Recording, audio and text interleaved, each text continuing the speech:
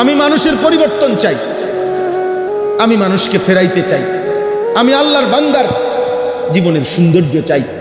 আমি চাই মুসলমানের ছেলেরা ফিরবে, মুসলমানের জওয়ানরা ফিরবে, মুসলমান আল্লাহর দিকে ফিরবে। আমার যদি এটা সিদ্ধান্ত হয়, তো এই সিদ্ধান্তের উপরে আমাকে মজবুত থাকতে হবে। লক্ষ্য পানে উদ্দেশ্য মহৎ হইলে, পদ্ধতি সঠিক হইলে, আল্লাহর জন্য হইলে গন্তব্যে পৌঁছবে, গন্তব্যে পৌঁছবে ইনশাআল্লাহ, সফলতা আসবেই। ওয়ালাকিন লা তুহিব্বুনান নাসিহিন। যুবক শোনো, এইখানে আল্লাহ বলছে আল্লাহর আযাব যখন আসে তো নবীগণ বলছে, হায় জাতি, তোমরা আসলে নসিহতকারী উপদেশদাতার উপদেশে পাত্তা দাও না, পছন্দ করো না। তোমরা মূলত উপদেশকে ভালোবাসো না, তোমরা মূলত কেউ টেনে ধরাকে পছন্দ করো না, তোমরা কেউ গুনাহ থেকে ফিরাক এটা তোমরা চাও না, তোমাদেরকে নেক কাজে উৎসাহিত করুক তোমরা এটা চাও না। লক্ষ লক্ষ যুবক চায় তার সাথে এমন সঙ্গী খুঁজে সে যে তাকে গুনার কাজে উৎসাহিত করবে, পাপের কাজে আরো তাল দিবে। হ্যাঁ দোস্ত, মজা মার, নারী নাই তোর কাছে, আমার কাছে আছে। মদের আড্ডা দরকার, আয় আমার সাথে। জুয়ার আড্ডা চিনবি, আমার সাথে আয়। নর্তকী বেশ্যার আড্ডা চিনবি, আমি তোরে দেখাইতেছি। আমার তোর মোবাইলে এমবি নাই, আমার মোবাইলে আছে। দেখ দোস্ত, দোস্তের জন্য যদি উলঙ্গ ছবি না দেখাইতে পারি, দোস্ত হইলাম কি এর? হ্যাঁ, আমার মোটরসাইকেল তোরে যদি না দিতে পারি, বন্ধু হইলাম কিসের?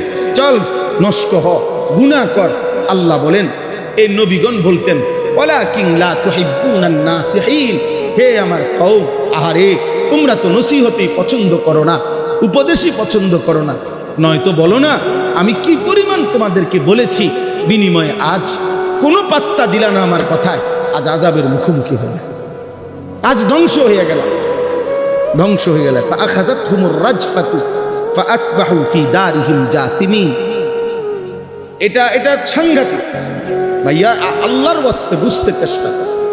মুসলমানের সন্তান, খোদার কসম বিশ্বাস করে, মোবাইলের এই আসক্তি তোমাদের হিতাহিত জ্ঞান, বিবেক বোধ নষ্ট করে দিচ্ছে, যার কারণে ব্রেনে কাজ করে না। কি বলতেছে এই কথা ধাক্কা দিল, ঢুকতে চায়। মোবাইলের আসক্ত মারাত্মক। বর্তমান পৃথিবীতে কোন যুবক অন্য সব আসক্তি ছাড়তে পারে, মোবাইলের আসক্তি ছাড়তে পারে, বড় মারাত্মক। মোবাইল আর নর্তকী এক পুরুষের চাহিদা পূরণের জন্য। আব্বা, এত নারী লাগে না, 10টা মহিলা দিয়ে তুমি কি করবা? এত মহিলা দিয়ে কি করবা? একজন পবিত্র হালাল স্ত্রীর জন্য অপেক্ষা করো। সেই স্ত্রী মিললে চাহিদাও পূরণ হবে, হাজারো দিনই ফায়দাও আসবে। আমার বিবি আছে, আমার 4টা ছেলে মেয়ে আছে। তা আমার 4টা ছেলে মেয়ে, আমার 4জন ছেলে মেয়ে, এই 4জন ছেলে মেয়ে প্রাথমিক কোরআন শিখা, ওযু নামাজ শিখা, আল্লাহ চিনা, রসুল চিনা, কালেমা ঈমান আমলের ছোট কথা বলুক, সব কিছুই আলহামদুলিল্লাহ। তো আমার বাচ্চার মা আমার বিবির কাছ থেকেই তারা শিখছে। তাহলে একজন পবিত্র স্ত্রী দুনিয়াবি যেই চাহিদা তাও পূরণ হয়, আখিরাতের জন্য নেক কাজের সহযোগী হয়, নেক কাজের সহযোগী হয়। একজন বিবি তোমার সন্তানের মা হবে, একজন বিবি তোমার বংশের জন্য আগামী প্রজন্মকে এগিয়ে নেবে, একজন বিবি তোমার জীবনের পরামর্শের সুখে দুঃখের একজন সঙ্গী হবে। কিন্তু বেশ্যা, পতিতা, মোবাইলের নর্তকী, সিনেমার নর্তকী, সে তোমার কি কল্যাণ করবে? বলো না ভাই, মোবাইলের নর্তকী তোমার কি কল্যাণ করবে? আমরা ওই দিনও কিতাবে পড়ছি, একজন সিনেমার নায়িকা, নাটকের নায়িকা, সে তো অভিনয়ের সময় প্রেমের এমন সুন্দর কথা পুরুষকে বলে। পুরুষ নাটকের কারণে না, অভিনয়ের কারণে না মহিলাকে প্রেমের এমন সুখের কথা বলে, এটা তো অভিনয়ের কারণে বলে, টাকার কারণে বলে।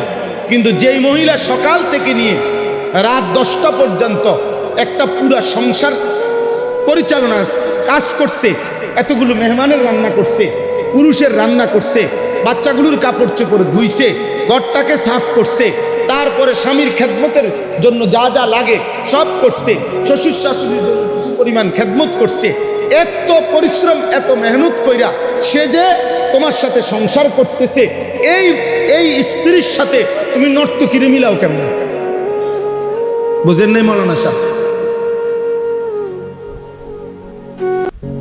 অত হইল মোবাইলের নর্তকী, অত নায়িকা, অত অভিনয় করে আব্বা, অত সকালবেলা 4টা বাচ্চার কাপড় চোপড় ধোয় নাই, দুইছে। ও তো তার স্বামী ঠিক বরাবর 1টা বাজে খানা খাবে, ওর জন্য খানা রেডি করে নাই, খানা সব রেডি করে লাইছে।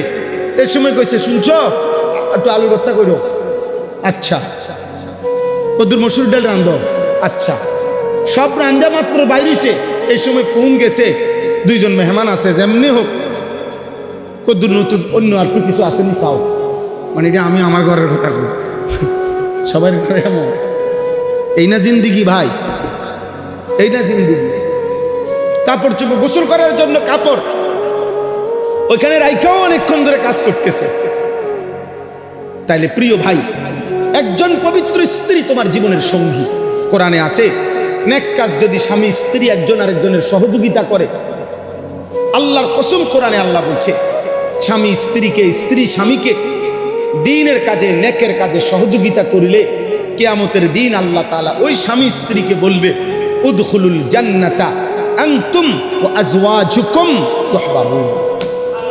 আল্লাহ বলবে, সুবহানাল্লাহ, তোমরা তোমাদের নেক কাজের সঙ্গী স্ত্রীকে সাথে করে, আনতুম ওয়া আজওয়াজুকুম, তোমরা এবং তোমাদের স্ত্রীগণ, উদখুলুল জান্নাহ তুহবারুন, খুশি খুশি তোমরা জান্নাতে ঢোকো।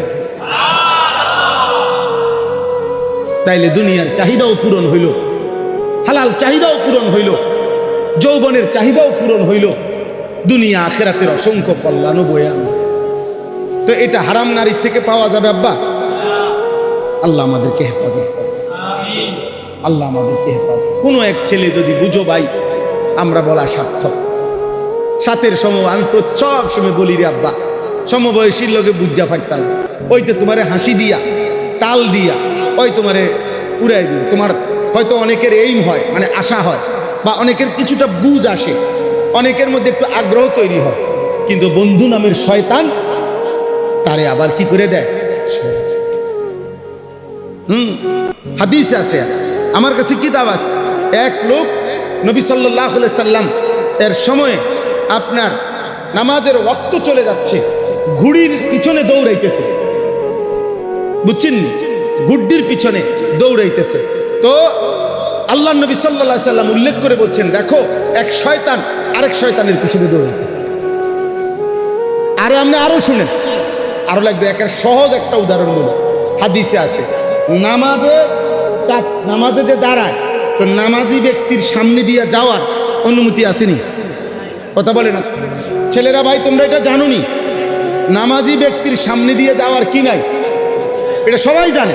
এই কথাইটা একেবারে পরিষ্কার, আমার নিজ চোখে এই হাদিস পড়ছি, মিশকাতে এই হাদিস আছে।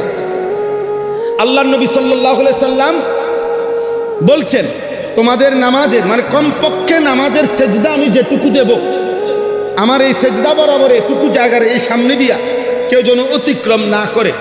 নবীজি বলছেন, তুমি তাকে হাত দিয়ে প্রতিহত করো।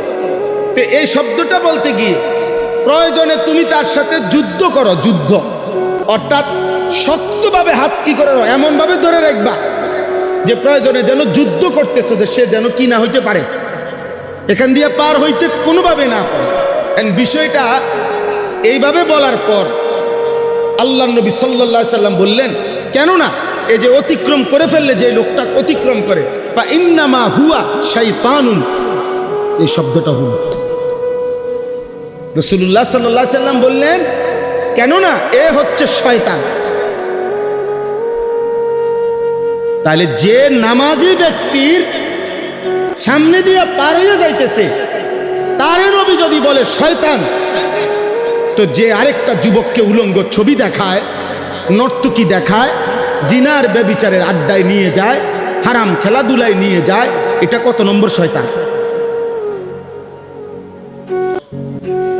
এটা শায়াতিন আল জিন, শায়াতিন আল ইনস ওয়াল জিন, এটা মানুষ শয়তান, ওইটা জিন শয়তান। ইবলিস হলো জিন শয়তান, আর এটা হলো কি শয়তান? আল্লাহ আমাদেরকে হেফাজত করেন। অতএব কষ্ট হইল গরমের মধ্যে, আপনারা মনোযোগ দিয়ে পড়ছেন, এই জন্য বললাম আমগো ফিকির এটা। তোমরা যুবক, আমি ফিরাইতে চাই, আমার এটা স্বপ্ন, সারা জিন্দিগির স্বপ্ন, মুসলমানের সন্তান আল্লাহর দিকে ফিরবে, যতভাবে পারি চেষ্টা করি। মাদ্রাসায় নতুন জায়গা কিনছি, আলাদা মাদ্রাসা করতে চাইতেছি যুবকদের জন্য। কয়দিন পর পর স্কুল কলেজের ছেলে করে পড়াই। এই 13 তারিখ আলহামদুলিল্লাহ, গত 13 তারিখ প্রায় 250 স্কুল কলেজের যুবক আমাদের মাদ্রাসায় সকাল 8টা থেকে রাত 9টা পর্যন্ত আমরা দিন শিখাইছি। গত বছর প্রায় 1550 থেকে 1600 ছেলে 2025 সালে আমরা উযু, নামাজ, সূরা, কেরাত, দোয়া, কালাম আমাদের মাদ্রাসায় শিখাইছি। আগামী রবিবার আলহামদুলিল্লাহ প্রথমবারের মতো হাটহাজারী, চট্টগ্রাম হাটহাজারী মাদ্রাসার পাশে হাটহাজারী হুজুর রহমতুল্লাহ আলাইহি, শেখুল ইসলাম আল্লামা আহমদ শফি রহমতুল্লাহ আলাইহি খাস খাদেম ছিল শফি ভাই, শফি বদ্দা কয়দার, উনার মাদ্রাসায় আমাদের এই রবিবারে জোহর থেকে এশা পর্যন্ত কিশোর যুব এই তারবিয়াতি কোর্স স্কুল কলেজের ছেলেদের জন্য। আমার শায়েখ আল্লামা মুফতি মুশতাকুর নবী সাহেব থাকবে, আমিও যাব। আমাদের চট্টগ্রামের আরেকজন ভালো ওয়াইজ আলেম আছে হযরত মাওলানা আব্দুল্লাহ আল মারিফ, উনি থাকবেন। নওজোয়ান ছেলেদের জন্য সারা দেশে আমরা করতে চাচ্ছি, কখনো একদিন, কোথাও 3 দিন, যেখানে যেটুক সময় হয়। ধীরে ধীরে প্রস্তুতি নিতেছি, ছোট একটা বই সিলেবাস বানাইছি, জীবন যেন সাজে সুন্নার ধাঁচে। এই বইটার নাম ছোট্ট। ফজর ক্যাম্পেইনের কাজ করি, সারা বাংলাদেশে চেষ্টা করি মুসলমানের কিশোর যুবক ছেলে ব্যাপকভাবে ফজরের নামাজের মুসল্লি হবে। প্রিয় ভাই, মনে রাখো, ফজরের মুসল্লি বাড়লে মাহাদির সৈনিক বাড়বে, ফজরের মুসল্লি বাড়লে ইমানের বিজয় কাছাকাছি হবে। আমার কাছে আরবি কিতাব আছে, আল বদরু ফিল হাসসে আলা সালাতিল ফজর। এই কিতাবের মধ্যে স্পষ্ট আছে যে ইহুদিদের বক্তব্য এটা পরিষ্কার, ইহুদিদের, মুসলমানদের ওই কাফেলার হাতে ইহুদিদের চূড়ান্ত পতন হবে, যেই কাফেলা জুমা এবং ফজর বরাবর হবে। আল্লাযীনা কানু ফি সালাতিল ফজর কাসালাতিল জুমা। আমাদের ফজর আর জুমা বরাবর বলে না ভাই, আমাদের ফজরের মুসল্লি আর জুমার মুসল্লি বরাবর, অর্ধেক অর্ধেক, মানে জুম্মায় যতজন হয় তার অর্ধেক ফজরে হয়, 3 ভাগের 1 ভাগ, 10 ভাগের 1 ভাগ।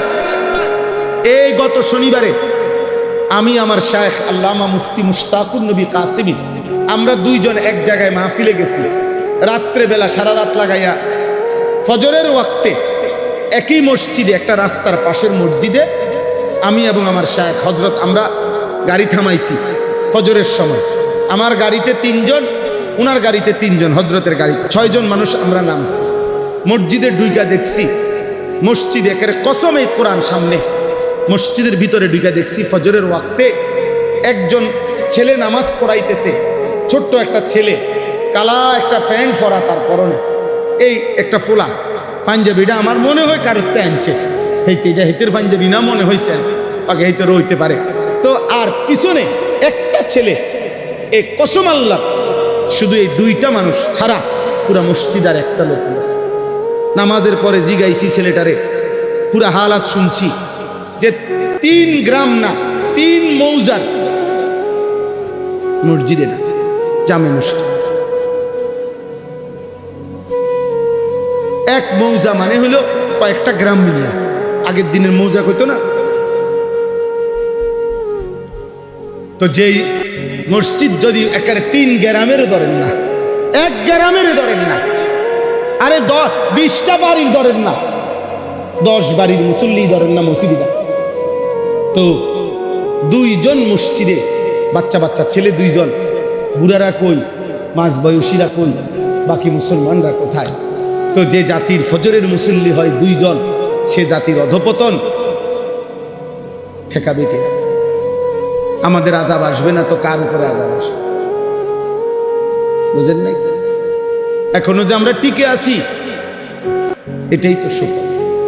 এই জন্য মাদ্রাসা সংলগ্ন মসজিদগুলো তো আলহামদুলিল্লাহ তালেব এলেম কওমি মাদ্রাসায় আলহামদুলিল্লাহ ভরপুর নামাজ পড়ে, কিন্তু বাকি সারা দেশের চিত্র এমন না। বাকি চিত্র কি না এমন। অতএব যুবক ভাই, তোমাদের কাছে অনুরোধ ভাই, ফজরের নামাজ পড়ো, বলো ইনশাআল্লাহ। ফজরের মুসল্লি, ফজর ক্যাম্পেইন, এটা আমাদের একটা মেহনত, মানে ফজরের প্রচারণা। সারা দেশে আমরা ফজরের প্রচারণা করি। রাসূলুল্লাহ সাল্লাল্লাহু আলাইহি সাল্লাম বলছেন, মান সাল্লা সালাতাস সুবহি ফি ফাহুয়া ফি জিম্মাতিল্লাহ, যে ফজরের নামাজ পড়লো সে নিজেকে আল্লাহর জিম্মায় তুলে দিল, আল্লাহর সুপুর্দে দিয়ে দিল। ওই কিতাবে লিখছে, ইয়া আইয়ুহাশ শাবাব ইন লাম তাস্তাতি আলা নাজর, মানে তুমি যদি ভিন নারী দেখার থেকে নিজেকে হেফাজত করতে না পারো, তাহলে কি সুন্দর উনি লিখছে, ফজরের নামাজ জামাতে পড়ো আর আল্লাহকে বলো, আল্লাহ ফজরের সেজদা দিয়া আমি আমাকে তোমার হাতে তুলে দিলাম, তুমি আমার চোখের হেফাজত করো। এরপর উনি লিখছেন, হে হে ইমানদার, যদি তোমার রিজিকের পেরেশানিতে থাকো, ফজরের নামাজ পড়ো, ফজরের সেজদা দিয়ে আল্লাহকে বলো, আল্লাহ আমাকে আপনার হাতে তুলে দিলাম, আপনি আমার রিজিকের ব্যবস্থা করে দেন। ফাহুয়া ফি জিম্মাতিল্লাহ, অর্থাৎ সব বিষয়ে দোয়া করো, সব বিষয় চাও আল্লাহর কাছে, আল্লাহ আপনার জিম্মায় আমি দিলাম আমারে, আপনি আমার সব প্রয়োজন করে দেন। আল্লাহ আমাদেরকে তৌফিক দান করো। চেষ্টা করো বাপ, চেষ্টা। আহা, নবী সাল্লাল্লাহু আলাইহি সাল্লাম হাসরের ময়দানে জিজ্ঞেস করবে, উম্মত 365 দিনে কোনদিন ফজরের ওয়াক্তে মুয়াজ্জিন তোমারে এক বছরে একদিনও উঠাইতে পারলো না, বেঈমান রেফারি তোমারে 4টা বাজে ঘুমের থেকে উঠাই দিতে পারলো ফুটবল খেলার জন্য। হাই উম্মত, আজ কার কাছে আসছো সুপারিশের জন্য? হাসরের ময়দানে নবী বলল, মনে রাখো, নবী জিজ্ঞেস করবে সুপারিশের জন্য। চারিপাশের মসজিদের মুয়াজ্জিন গত 365 দিনে কোনোদিন তোমারে ফজরের জন্য আসসালাতু খায়রুম মিনান নাওম বলে উঠাইতে পারলো না, আর ওই মুশরিক বেঈমান রেফারি তোমারে ঘুমাইতে দিল না, তোমারে কেমনে উঠাই দিল? আজ সুপারিশ কেন আসছো আমার কাছে চাইতে? সেদিন কোনো জবাব দেওয়া যাবে? আল্লাহ আমাদেরকে হেফাজত করেন। আল্লাহ তাআলা বলেন, এই শেষ তর্জমা বলি, আল্লাহ তাআলা বলেন নাফরমান পাপীর দ্বিতীয় চরিত্র, ওয়ালা ইন আযাকনাল ইনসানা মিন্না রাহমাতান সুম্মা নাযা'না মিনহু, লম্বা সময় যখন আমি বেঈমান নাফরমান পাপীকে আমার দয়ায় ভালো রাখি, অতঃপর যদি আমি কিছু সময়ের জন্য তার সুখ আনন্দ, তার উপরে আমার নিয়ামত সরাইয়া ফেলি, মুসিবত দেই, কোনো বিপদে মুসিবতে ফেলি, তো আল্লাহ বলেন ইন্নাহু লায়াউসুন কাফুর, সাথে সাথে সে তৎক্ষণাৎ বিপদের প্রথম মুহূর্তেই হতাশ হয়ে যায়, আমি আল্লাহর নাফরমানি শুনি। এতদিন সুখে ছিল, আজ যখন 10 দিন 15 দিন 1 মাস অল্প কিছু সময় যখন তাকে মুসিবত দিলাম, এবার প্রথমেই আমি আল্লাহকে ভুলে গেল, আমি আল্লাহর রহমত থেকে নিরাশ হয়ে গেল। শেষ, আমার আর সম্ভাবনা না। কি একেবারে বিশ্বাস করেন, 6টা লাখ টাকা জাগাত মায়, আর মনে হয় ব্যবসা কপালে না না, আমার দিয়ে আর হইতো কোমর ভেঙে গেছে, ঠিকই গেছে, হতাশ, উস আর নাকি আর আল্লাহকে ভুলে গেল। আরে খোদা, মুসিবত বুঝি আমারে দেখলে শেষ হয়ে যায়, আর বুঝি মানুষ পাইল না, শেষ পর্যন্ত খোদা গজব বুঝি আমার উপরে। আমি একদিন একজনকে কইছিলাম, আমার পরিচিত, মানে উনি কথার প্রসঙ্গটা কইছিল, আরে আল্লাহ বিপদ বুঝি শেষ পর্যন্ত আমারে দেখলে। পরে আমি বললাম, চাচা আপনি যদি কষ্ট করে কইতেন যে বিপদটা কারে দিলে ভালো হইতো, বিষয়টা আপনি কিন্তু ক্লিয়ার করে কন, আপনি কিন্তু নাম কন, আমি দেখি আল্লাহরে, আমি কই কথাটা, আমি বলবো মুনাজাতের মধ্যে, বাকি আপনি কিন্তু নাম রাখতে হবে যে মুসিবতটা আপনারে যে দিয়া ভুল হইছে, কারে দিলে ভালো হইতো, এইটা কি আব্দুল কাইয়ুম মেরে দিলে ভালো হইতো না? আপনি কিন্তু তার নামটা কন। আমি শুধু হেরে একটু জানামো শুধু, ভাই উনি আপনার নামটা প্রস্তাব দিছে, আমি কিন্তু আল্লাহরে কইতাম, দেখবেন আপনার কেমন টাঙ্গাইয়া ফিরে। তাহলে এটা কি কোনো কথা হইল যে আল্লাহ বুঝি তুমি আমারে দেখলে, তো কারে দেখলে? এই আল্লাহ বলেন নাফরমান পাপী মুসিবত দেখলে হতাশ হয়ে যায়, আর কি হয়ে যায়? আল্লাহকে ভুলে যায়। ওয়ালা ইন আযাকনাহু না'মা বা'দা দাররা মাসাতহু লা ইয়াকুলান্না যাহাবাস সাইয়্যাতু আন্নী ইন্নাহু লাফারিহুন ফাখুর। 3 নম্বর আয়াত আল্লাহ বলেন নাফরমানের তৃতীয় আচরণ, বেঈমান নাফরমান পাপী যখন আমি আবার পুনরায় তার দুঃখ বেদনা যন্ত্রণা পেরেশানি বিপদ মুসিবত অ্যাক্সিডেন্ট দুর্ঘটনা অসুস্থতা সরিয়ে ফেলি, আবার যখন সুখ দেই, এইবার সুখের প্রথম মুহূর্তেই সে লোকের সম্মুখে বলে যাহাবাস সাইয়্যাতু আন্নী, কি ভাই আপনার যে কয়দিন দেখলাম না, আরে কইও না, একটা বেশি পেরেশানিতে ছিলাম, গত 15টা দিন এখন হুঁশা ছিল না, জুতা পর্যন্ত পরবার টাইম পাইছি না, এত বিপদ গেছে আমার অনেকগুলো, এখন মোটামুটি সব ক্লিয়ার করে লাইছি, এখন আর আগের কোনো অসুবিধা নাই, শেষ। এখন আবার পুনরায় উল্লাস, আল্লাহ বলতেছে পুনরায় আবার ফুর্তি, পুনরায় আবার অহংকার। একজনকে জিজ্ঞাসা করছি কি অবস্থা এখন, এই কয়দিন আগে হুজুরে মোটামুটি একটু অসুবিধা আসছিলাম, প্রথম এখন গুছাই লইছি, তারার লগে গুছাই লইছি, মানে আগে জাগর উপরে জুলুম করছে, এখন তাগর লগে মিল করতেছে। হ্যাঁ, এটাই বুঝাইছে, আমি চিনি আর কি, মানে অর্থাৎ সে আগে যাদের উপরে জুলুম করছিল তারারে আবার এখন মিল করে লইছে, বলছে যে এখন আগে তো আমি সামনে থাকতাম তুমি পিছে থাকতাম, এখন তুমি সামনে থাকবা আমি পিছে থাকতাম, শুধু এই মোটরসাইকেলের লোকটা আগ পিছেছে,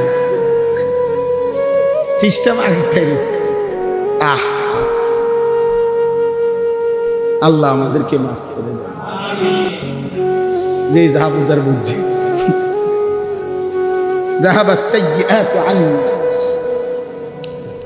নাফরমান বলে বিপদ আপদ মুসিবত যা ছিল সব শেষ হয়েছে, ইন্নাহু লাফারিহুন ফাখুর, পুনরায় সে উল্লাস করছে অহংকার করছে। তার মানে সুখে কিংবা দুঃখে, প্রিয় ভাই, সুখে কিংবা দুঃখে আযাবের আসতে দেরিতে কোনো অবস্থাতে নাফরমান যখন শক্ত হয়ে যায় পাপী, তখন আর কোনো অবস্থাতে সুখেও আল্লাহকে মনে পড়ে না, দুঃখেও আল্লাহকে কি। আপনি আতাউর ভাই শুনেন, আপনি আমার কথাটা শুনেন, এ বেডারে বলছে কেবিন দিছে হসপিটালে, মনে করেন আগামী সোমবার আপনার অপারেশন, এই যে আপনার কেবিন, এই কেবিনের ভিতরে বইয়া বেডার আগামী সোমবারের অপারেশন হবে, মনে করেন উনি কেবিনে বইয়া টেলিভিশনে রঙিন টেলিভিশন সোমবারের অপারেশন, মানে দুঃখেও চার আল্লাহর কথা কি আসে না। তার রুগীর অপারেশন চলতেছে, তার বেডির সিজার হইতে আছে, হেতেরে কইছে আপনি রিসিপশনে বসেন, রিসিপশনে এত বড় LED দিয়া নর্তকী নাচতেছে, নাটক চাইছে, আপনি নাটক চান, অসুবিধা এটা না, নাইলে হসপিটালের সাথে এখানে মুমূর্ষ ব্যক্তির পেরেশানি এনে টেলিভিশন দেখাই দিচ্ছে যে গুনার আরে বিপদের মুহূর্তেও আল্লাহকে কি করবেন না বলে, নাই তো কারণটা কি, যে এই বিপদের মুহূর্ত তার টেলিভিশন দেখাইতে হবে, ওই উদ্দেশ্যে এটাই, কোনো অবস্থাতেই আল্লাহকে যেন কি না পড়ে মনে। নাউজুবিল্লাহ। শেষ আয়াত আল্লাহ বলেন এই নাফরমান পাপী এই আচরণের বিপ্লাল্লাযীনা সাবারু ওয়া আমিলুস সালিহাত, আমার যে সকল ইমানদার বান্দা সবর করে এবং নেক আমল করে। সবর করে মানে হলো, সবরের মূল অর্থ হইল আল্লাহ তাআলার হুকুমের উপরে জমে থাকা, কোনো গুনাহ হতে না দেওয়া, কোনো আদেশ ছুটতে না দেওয়া, এটাকে বলে সবর। সবরের মূল অর্থ হইল আল্লাহর হুকুমের উপরে কি থাকা, অটল থাকা, জমে থাকা, মজবুত থাকা, এটাকেই বলা হয় মূলত সবর। তাইলে আল্লাহ বলেন যারা আমার হুকুমের উপরে অটল রইল, ও আমিলুস সালিহাত, এবং নেক আমল করতে থাকলো, ভাই আমি সুখে থাকি বা দুঃখে থাকি, পেটে খানা থাকুক অথবা না থাকুক, আনন্দ কিংবা বেদনা, চাহিদা পূরণ হোক বা না পূরণ হোক, আমার আল্লাহ ছাড়া আমার আর কেউ নেই। এই আল্লাহ বলেন এমন বান্দা যারা উলাইকা লাহুম মাগফিরাতুন ওয়া আজরুন কাবীর, আমি এমন প্রিয় বান্দার জন্য ওয়াদা দিলাম তার পিছনের সব গুনাহ মাফ করে দেব, আগামীতে আমি আল্লাহ আজরে কবীর মহা বিনিময় জান্নাত দিয়ে দেব। শর্ত কি? শর্ত হইল হার হালাতে সে আমার উপরে থাকবে, সুখেও আল্লাহ, দুঃখেও, প্রত্যাশা পূরণ হলেও আল্লাহ, প্রত্যাশা পূরণ না হলেও আল্লাহ, ক্ষুধার্ত অবস্থায়ও আমার আল্লাহ, ভরপেট অবস্থায়ও আল্লাহ। নবীজি বলছেন ইন্নী আশবাউ ইয়াওমান আশকুরুল্লাহ, আমি এক বেলা পেট ভরে খাবো, আল্লাহর শুকর করব। ওয়া আজুউ ইয়াওমান আতাসাব্বারু বিল্লাহ, আমি এক বেলা ক্ষুধার্ত থাকবো, সবর করব। নবীজি বলছেন আল্লাহ আপনাকে পেট ভরা অবস্থায়ও মনে রাখি, আপনাকে ক্ষুধার্ত অবস্থায়ও মনে রাখি, এই হোক আমার জিন্দেগি, এই হোক আমার কি। হযরত আইয়ুব আলাইহিস সালামের নাম শুনছেন না? আইয়ুব আলাইহিস সালাম কিতাবে আছে 12 বছর কিংবা 18 বছর রোগে যন্ত্রণায় পেরেশানিতে ভুগছে, মারাত্মক অসুস্থতা ছিল, রোগ হয়েছে। 18 বছর পরে আল্লাহ ওনাকে পূর্ণ সুস্থ করছে, সব কিছু আবার ফেরত দিছে। মানে সংক্ষেপে বলতেছে তো কিতাবের মধ্যে আছে, আমি আরবি কিতাবের মধ্যে পড়ছি। আইয়ুব আলাইহিস সালাম আল্লাহকে জিজ্ঞেস করছিলেন, আল্লাহ আপনি আমারে অসুস্থতার আগে আমার 70 বছর গেছে, ওই 70 বছরে আপনি আমার কোন আচরণে নারাজ হইলেন? আপনি আমারে 18 বছর এই অসুস্থতায় ফেলে কেন রাখলেন? অথবা আপনি আমারে এই 18 বছরের অসুস্থতা দিয়া আপনার কি পেলেন? কদ্দুরে এমনি মন চাচ্ছে জানতে। এই আল্লাহ তাআলা বলছে আইয়ুব শোনো, অসুস্থতার আগের 70 বছর সুস্থ ছিলে, তুমি আমাকে পুরা ডাকছ, আমার বন্দেগী করেছ, আমার এক জাররা কোনো অভিযোগ নাই, আমি তোমার ওই সময়ের ইবাদতেও খুশি। 18 বছর আবার তুমি আমারে অসুস্থ অবস্থায়ও ডাকছ, পূর্ণ আমার এই অবস্থায়ও তোমার ব্যাপারে কোনো অভিযোগ নাই, তুমি রোগের অবস্থায়ও আমারে ডাকছ, বাকি আমি এই 2 রকম করলাম কেন? আল্লাহ তাআলা বলেন আইয়ুব আমার জাতের কসম, 70 বছর সুখের সময় তুমি আমারে যে ডাকছি না, আমার জাতের কসম আইয়ুব 18 বছর বা 12 বছরের রোগের মুহূর্তে দুঃখ বেদনার রোগ আর যন্ত্রণায় তুমি যখন আমাকে ডাকতা, 70 বছরের ডাকের চাইতেও 18 বছরের বেদনার ডাক আমার কাছে বেশি মজা লাগছে। সুখের ডাকের চাইতে দুঃখের ডাকে আমি মাওলা মজা পাইছি বেশি আইয়ুব। এই জন্য আমি তোমার 18 বছরের কষ্ট দিয়েও পরীক্ষা করছি, দেখি আমার আইয়ুব সুখেও যেমন আমাকে ডাকে, দুঃখেও আমাকে ডাকে। এই জন্য কোরআনে আল্লাহ বলছে নি'মাল আবদ ইন্নাহু আওয়াব, নি'মাল আবদ। আইয়ুব আলাইহিস সালামের কথা বলতে গিয়ে আল্লাহ বলছে ও আমার বড় প্রিয় বান্দা, ও আমার বড় উত্তম বান্দা। নি'মাল আবদ, ও না অনেক ভালো বান্দা। সুবহানাল্লাহ। তাইলে সুখে কিংবা দুঃখে সব অবস্থায় কে? চলো ভাই আমরা দোয়া করি, এই রাত গভীরে সবার কাছে অনুরোধ, প্রত্যেকে শেষ পর্যন্ত যারাই আমরা টিকলাম, বইলাম, রইলাম, আল্লাহ আমাদের সবাইকে ঈমান আমল দান করেন। যুবক ভাই তোমাদের কাছে অনুরোধ, দোস্ত সবার কাছে অনুরোধ, সারা পৃথিবী জুড়ে ওলামায়ে কেরাম, ইসলাম, মুসলমান, মাদ্রাসা এর বিরুদ্ধে প্রতিনিয়ত ষড়যন্ত্রই চলছে। কে কতক্ষণ থাকবো, কে কতক্ষণ আছি কেউ জানি না, কেউ জানি না, অসুবিধা নাই। কিন্তু মূল কথা হলো আমাদের সবার কাছে অনুরোধ, আল্লাহর দিকে আমরা ফিরবো ইনশাআল্লাহ, 5 ওয়াক্ত নামাজ পড়বো ইনশাআল্লাহ। আল্লাহ তাআলা আমাদের সবাইকে সব অবস্থায় আল্লাহকে ডাকার তৌফিক দান করেন। ছেলেরা শেষবারের মতো কও ফজরের নামাজ পড়বা না? না স্কুল কলেজের প্ল্যান করে, মাদ্রাসা ছাত্ররা তো এমনি পড়ে, কও ভাই ইনশাআল্লাহ, হিম্মত করো, আল্লাহ তৌফিক দান করেন।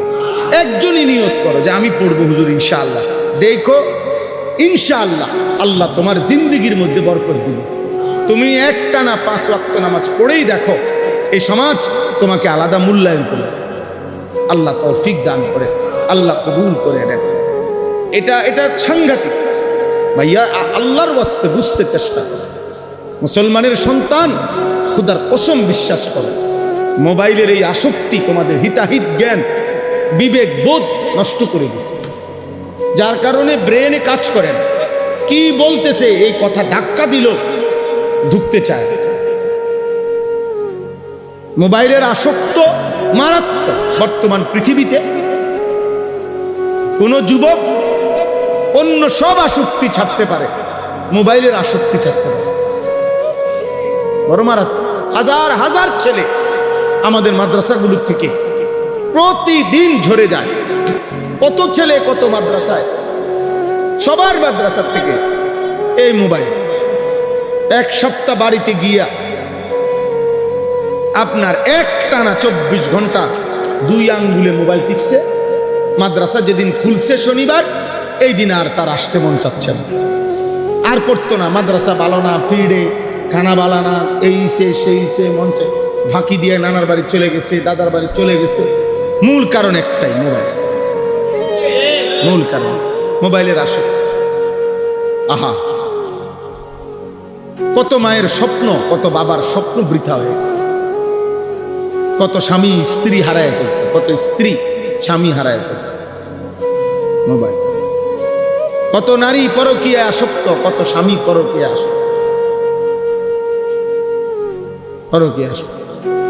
মোবাইলের নর্তকীর কাছে কোনো ভুল দেখে না, নিজের স্ত্রীর কোনো গুণে দেখে না, বুঝেন না? হারামের মধ্যে মজা পায় আছে, হালালের মধ্যে কোনো গুণে নাই। এর কাছে দৃষ্টিতে এর বউর কাছে কিছুই নেই, সব আছে নর্তকীর কাছে। নাউজুবিল্লাহ। চলো ভাই, ভাবতে শিখো। দেখো তুমি 24 ঘন্টা এমন সুন্দর জীবন, যৌবন, এমন সুস্থতা, এমন সময় এভাবে অনাদরে অবহেলায় চলে যাওয়া, শেষ করে দেওয়া ঠিক না, ঠিক না। আমরা কিতাবের মধ্যে পড়ছি কিমাতুজ জামান ইনদাল উলামা, পৃথিবী বিখ্যাত কিতাব। শেখ আব্দুল ফাত্তাহ আবু গুদ্দা রাহমাতুল্লাহ আলাইহি লিখছেন এই কিতাব। যুগে যুগে উলামা মনীষীদের কাছে সময়ের মূল্য কি ছিল, কদর, সময়ের মূল্য বুঝতেন যারা, এই নামে বাংলা অনুবাদও আছে। ওই কিতাবের একেবারে প্রথম আলোচনা শুরুতেই আছে যে আল্লাহ তাআলা মানুষকে মৌলিক নিয়ামত যা দিয়েছে, উসুলি নিয়ামত, মৌলিক নিয়ামত, ফুরুই না, শাখাগত নিয়ামত না, মোটা দাগের মৌলিক যে কয়টা নিয়ামত, যেমন ঈমান একটা মৌলিক নিয়ামত আল্লাহ যাকে দান করছে, ঠিক তারপরে একটা মানুষকে আল্লাহ তাআলা মৌলিক যে নিয়ামতটা দান করছেন সেটা হচ্ছে এই সময়, হায়াত, জীবন। আমার বয়স, আমার হায়াত, এটাই তো সময়। আমার হায়াত, যাকে আল্লাহ যেটুকু হায়াত দিছেন মানে তো এতটুকু সময় দিছেন, সময় দিছে। আমার হায়াত মানে কি? আমার সময়। আমার জীবন মানে কি? আমার সময়। আমার 45 বছর বয়স মানে কি? এই পরিমাণ ঘন্টা, মিনিট, সেকেন্ডের সমষ্টি, এরই তো নাম 45 বছর। এটাই তো 45 বছর। 45 বছর এবার আপনি যদি বাইর করতে পারেন, তাহলে আপনি এবার 12 মাস বছরে, তাহলে 12 মাস বাইর করতে পারবেন। এবার আপনি 24 ঘন্টায় দিন, দিন বাইর করতে পারবেন। আপনি 60 মিনিটে ঘন্টা, ঘন্টা বাইর করতে পারবেন। 60 সেকেন্ডে মিনিট, আপনি মিনিট বাইর করতে পারবেন। তাহলে আপনার হায়াতের 45 বছর যেমন বাইর করতে পারছেন, হায়াতের কত মোট সেকেন্ড এটাও তো আপনি বাইর করতে পারবেন। সময় আর কি। আমাদের হায়াত মানে আমাদের কি? সময়। এটা আমাদের জীবনের বড় পুঁজি ভাই। বাবাদেরকে বলি, ভাইদেরকে বলি, আমাকেও বলি, উঠতি নওজোয়ান আলেম যারা আছেন আপনাদেরকে বলি, সময়কে ধারণ করলে মানুষ দামি হয়, সময়কে ধারণ করে মানুষ স্মরণীয় হয়, সময়কে ধারণ করে মানুষ বরণীয় হয়। আমি এখন বলতে পারি যে আজ আমার 22 বছর, আলহামদুলিল্লাহ, আমার ওয়াজের জিন্দেগি 22 বছর। আজ থেকে 22 বছর আগে ধরে আপনি আমার চিনলেন, তাহলে আমি তো 22 বছর আগে ওয়াজ করছি। ওখানে না অনেকে চিনে, এখনো না অনেকে চিনে, এখনো না অসংখ্য মানুষ চিনেন, কিন্তু তখন আমি যে বিগত 15 বছর আগে ওয়াজ করছি, আমি যে 20 বছর আগে বয়ান করছি, 4 ঘন্টা ঘড়ির ঘন্টা এক টানা বলে গেছি আলহামদুলিল্লাহ, দিনের পর দিন। তাইলে সময়কে ধারণ করতে হয়। হায়াতের এই সময় আল্লাহ তাআলার দয়ায় উদ্দেশ্যের পানে অনেক লম্বা সময় ব্যয় করতে হয়। মাঝখানের জীবনে সুখ আসবে, দুঃখ আসবে, প্রত্যাশা পূরণ হবে, প্রত্যাশা পূরণ হবে না, কখনো মূল্যায়ন হবে, কখনো অবমূল্যায়ন হবে না, মূল্যায়ন হবে না, খালাস। সব কিছু সামনে নিয়ে আমার উদ্দেশ্যে আমি মজবুত থাকতে হবে। আমি আল্লাহকে চাই, আমি আখিরাত, আমি মানুষের পরিবর্তন চাই, আমি মানুষকে ফেরাইতে চাই, আমি আল্লাহর বান্দার জীবনের সৌন্দর্য চাই।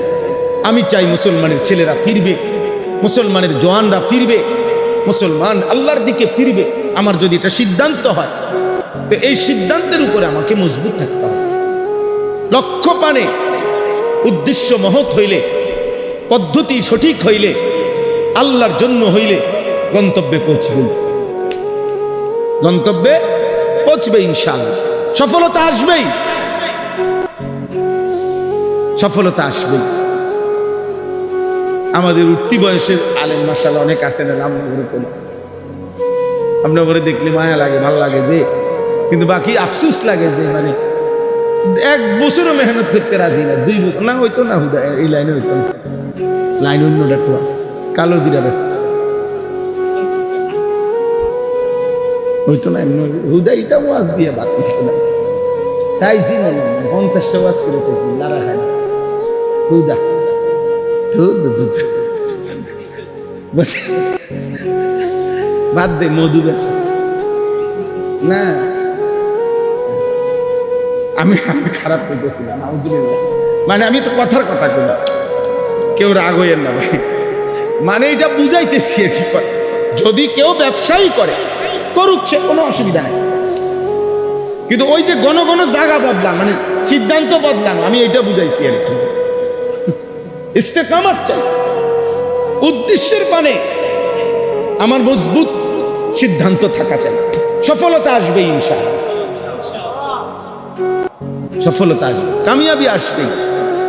মান জাদ্দা ওয়াজাদা, এত দীর্ঘদিনের প্রবাদ ভুল হইতে পারে না।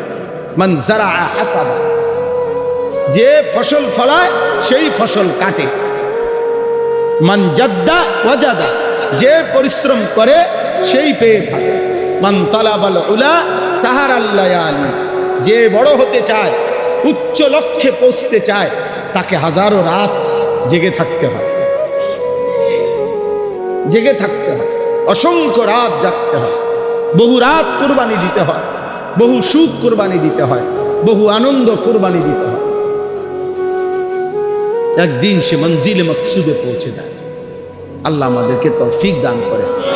এজন্য মেহনত চাই, যথাযথ পন্থায় মেহনত, আল্লাহর সন্তুষ্টির জন্য, দ্বীনের জন্য।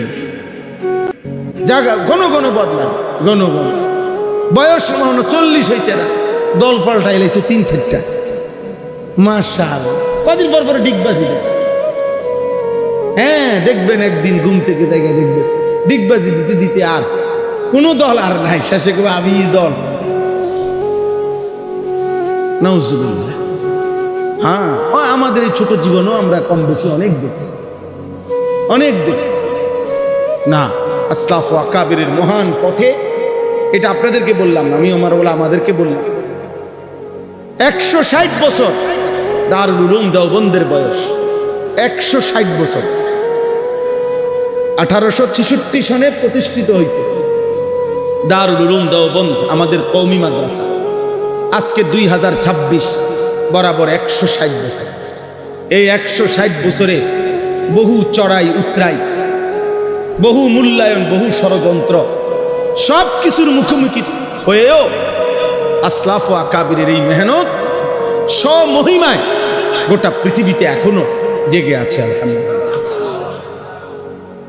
আল বারাকাতু মা আকাবিরিকুম, আল খায়রু মা আকাবিরিকুম, ইনদা যিকরিস সালিহিন তানজিলুর রাহমাহ। পূর্বসূরি মহান বুজুর্গদের নাম নিলে সুফিয়ান ইবনে উয়াইনা রাহমাতুল্লাহ আলাইহি বলছেন সালিহিনের নাম নিলে তানজিলুর রাহমা, সেখানে